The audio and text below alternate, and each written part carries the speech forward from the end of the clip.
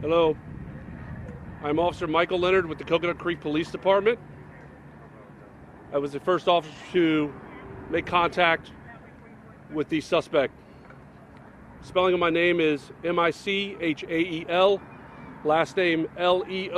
And the department again, sir, was? City of Coconut Creek. Last name Leonard. And the department again, sir, was? City of Coconut Creek.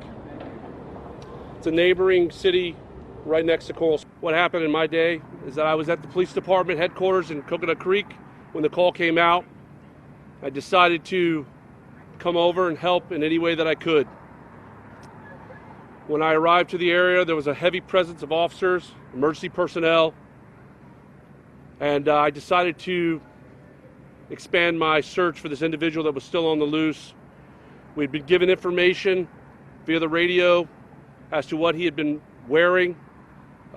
This information was provided through the radio dispatch.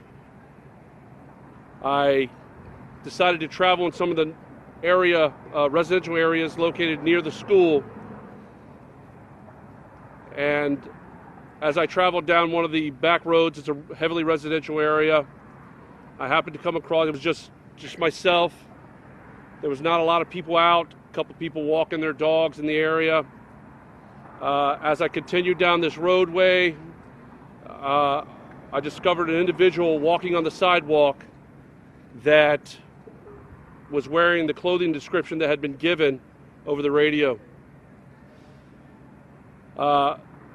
He looked like a typical high school student, and for a quick moment, I thought, could this be the person? Is this who I need to stop?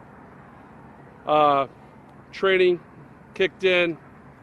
I pulled my vehicle over immediately, engaged the suspect. He complied with my commands and was taken into custody without any issues. Did you have his weapon with him? I can't comment on that. This investigation is still ongoing. I'd just like to take this time right now to express my gratitude for my brothers and sisters in law enforcement, emergency services that have put all their heart and soul into this. This is what we train for. We hope this never happens. But I just want to thank them. I want to thank them for all their services and everything that they do. And my condolences to the family that have loved ones that have been lost. Thank you for your time. Hi, my name is Frank Babinec, last name spelled B-A-B-I-N-E-C. I'm the fire chief for the Coral Springs Parkland Fire Department. Before I start off with how this went for us yesterday, I'd like to tell all the residents of Parkland and Coral Springs that from all the men and women of our department that we are very sorry for what they're going through. Our firefighters share in their grief. They feel for them. They feel with them.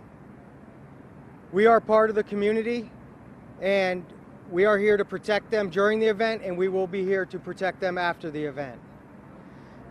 Yesterday, just before 2:30 p.m., we received a call for a possible active shooter event at Stoneman Douglas High School.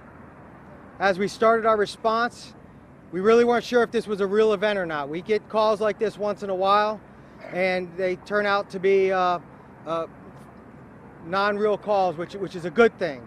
But as we began to respond, we got more and more information that made this more and more real for us. Myself, along with several other chief officers and fire personnel, were responding to the scene. As we got to the scene, we had to set up an appropriate command post and triage area to deal with the amount of possible patients that we were going to have. As we approached the scene and got set up, we got some information that there may be patients on the west side of the building. So I went around to investigate that, where we did locate one victim and removed them from that area. And I returned to the command post. I can tell you that all the first responders train for events like this. We hope we never have to use it. We hope we never have to use that training. This is a horrible event. But I'm very, very proud of all of the firefighter paramedics, all the first responders, the ER folks, everybody that treated these patients did it with such a high level of professionalism and readiness that I cannot say enough about. I want to thank you guys for allowing this opportunity, and our firefighters can never, our first responders can never unsee what they saw yesterday. So we will work with them to make sure they get the resources they need to get through this as part of the community. Thank you.